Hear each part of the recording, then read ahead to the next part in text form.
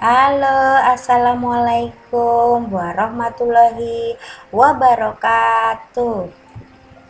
Anak-anakku sayang, kelas 2 DTA, bertemu lagi dengan Bu Zeni di pelajaran Tarikh Islam.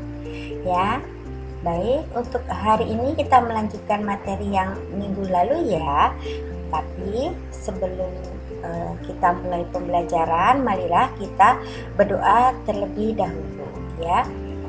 Berdoa dengan membaca bacaan basmalah. Kita mulai. Bismillahirrahmanirrahim. Terima kasih, semoga pembelajaran hari ini kita diberikan kemudahan, kemudian kita diberikan ilmu yang bermanfaat. Anak-anakku sayang, untuk saat ini kita melanjutkan materi minggu yang lalu. Kalau sekarang kita akan membahas tentang perang Bani Nadir. Siap-siap? Ya, tolong diperhatikan penjelasan dari Ibu ya. Kalau yang mau mencatat silahkan dipersiapkan alat tulisnya. Baik anak-anakku, kita mulai saja. Perang Bani Nadir.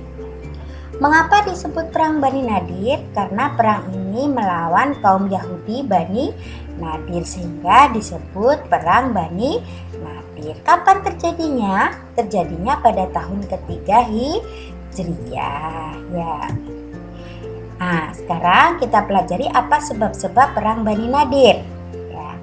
Setelah perang Uhud, korban dari kaum muslimin cukup banyak. Akhirnya kaum Yahudi yang berada di Madinah ingin sekali menghancurkan kaum muslimin. Mereka bersekutu atau bersatu dengan kaum kafir Quraisy di Mekah. Nah, di dalam pasukan Quraisy terdapat salah seorang tokoh munafik yang terkenal, yaitu Abdullah bin Ubay. Dia sangat membenci agama Islam ya. Nah, tetapi Rasulullah Shallallahu Alaihi Wasallam sadar betul akan kehadiran Abdullah bin Ubay.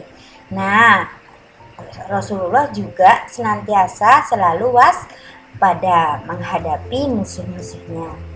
Kemudian sahabat Rasulullah yaitu Amir bin Umayyah melaporkan Rasulullah bahwa dirinya tanpa sengaja membunuh 2 orang Bani Amir. Bani Amir itu adalah kabilah yang sangat dekat dengan Bani Nadir. Nah, mendengar laporan sahabatnya itu, Rasulullah, Abu Bakar, Umar bin Khattab, Ali bin Abi Thalib, Zubair bin Awam, Talhah bin Ubaidillah mendatangi ketua Bani Nadir untuk meminta maaf dan meminta keringanan denda peristiwa itu.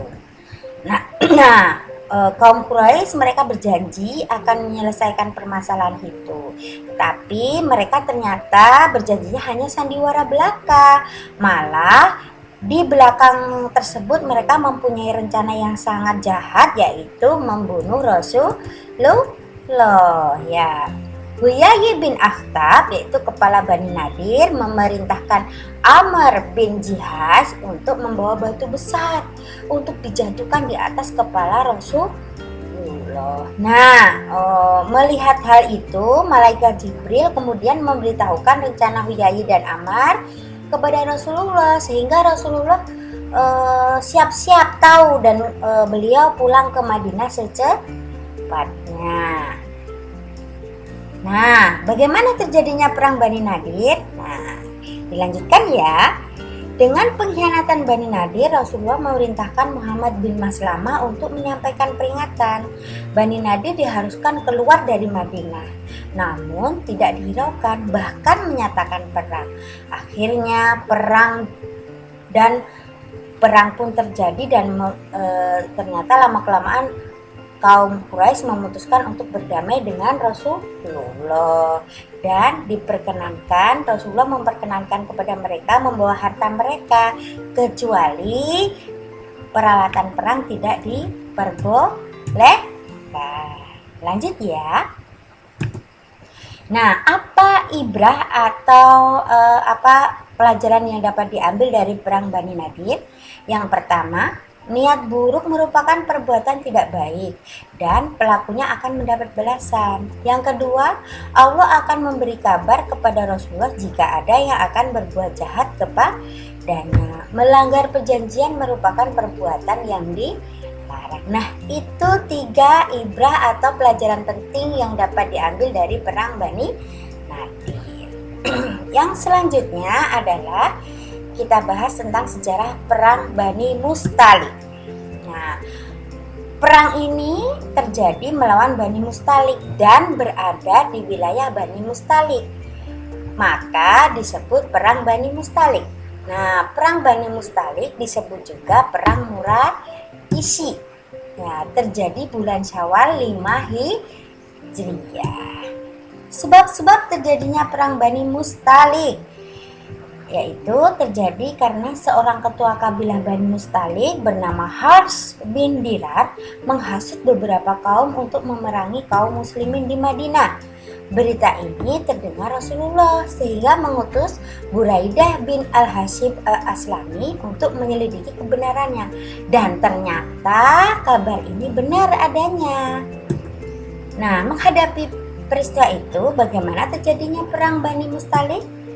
Ya, mendengar berita itu Rasulullah menghimpun pasukan di pasukan beliau, sedangkan di bawah pimpinan Abu Bakar. Sedangkan dari kaum Ansar diserahkan kepada Sa'ad bin Ubadah yang di dalamnya ada tokoh munafik bernama Abdullah bin Ubay.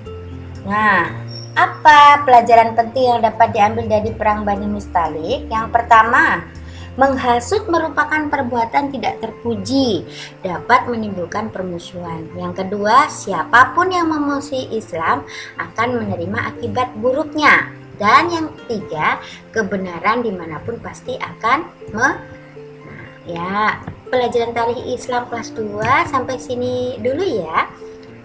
Kalau ada anak-anakku yang belum jelas, tolong bisa japri ke ibu ya.